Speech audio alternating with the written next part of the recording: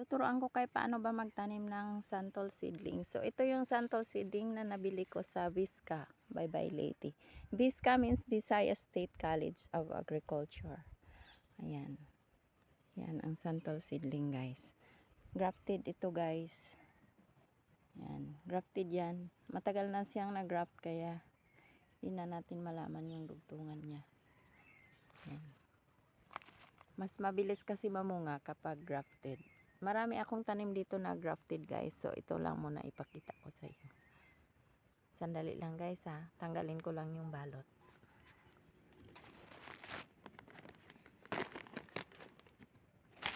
So, ganito, guys. Tanggalin mo yung balot, ganyan. Yung buong balot tanggalin mo. Pwede namang ibaon na diretso na sa hukay. Ayan, o. Nagbutas na ako dyan. Pwede namang ibaon. Kaya lang mas masaya ang halaman kapag direkta siya sa lupa. Nafi-feel niya ang lupa, hindi yung may harang-harang pa siyang plastic. Yan, ilipat ko na siya, guys. Sandali lang.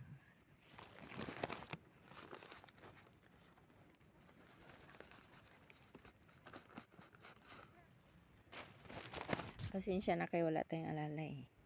Kasi nandito ako sa bukid. Ay mga pamangkin ko nandoon sa baba.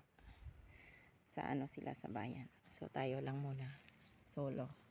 Ayan, guys, on, ilagay ko na siya sa butas. Tapos takpan lang natin sa tinanggal nating lupa dyan sa ginawang butas. Ayan. Takpan lang siya. Tapos pag natapos ng takpan, diligan talaga, guys. Kahit sabihin mong uulan mamaya. Agosto ngayon maulan. Pero kahit na maulan, dahil ito ay ano, tagilid na klase ng lupa. So ang tubig dito hindi talaga nag-stay. Kaya kailangang diligan. Yan. Malawak itong lugar na to. Isang hektarya. Mga taon pa to bago mabuo ang mga pananim dito. Yes. Tapos, dagdagan natin ng lupa. Yung pinakapuno niya.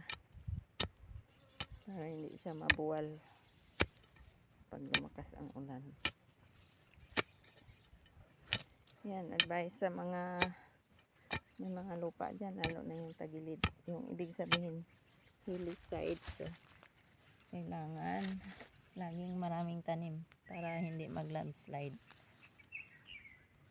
Yung tananim ko sa baba, guys, naku, inanod. Ang lakas pala ng tubig doon ng isang gabi. Alaundoy ang ulan dito ng isang gabi. Sa ano to, guys? Sa Kalunangan, Merida Leyte. Yan. Tapos, na ganyan na siya, guys, no? Apakan natin. Yan.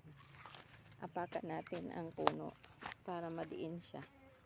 Para in kaso umulan, hindi siya madala sa baha. Apakan na. Hindi naman yan masasaktan. Kasi yung pagka tanim natin, dahan-dahan lang naman. Yan. Tapos maya-maya diligan na siya, guys. Didiligan ko yan, guys, kahit basa pa kasi kahit umulan kagabi, ang lupa dito hindi gaanong basa sa ilalim dahil hillside siya. Tingnan mo, guys, oh, ganun, pababa siya ang lupa. Yun, doon sa baba yung mga pananim kong nyug, inanod. So yun, nawalan ang apat. Thank you, guys, for watching.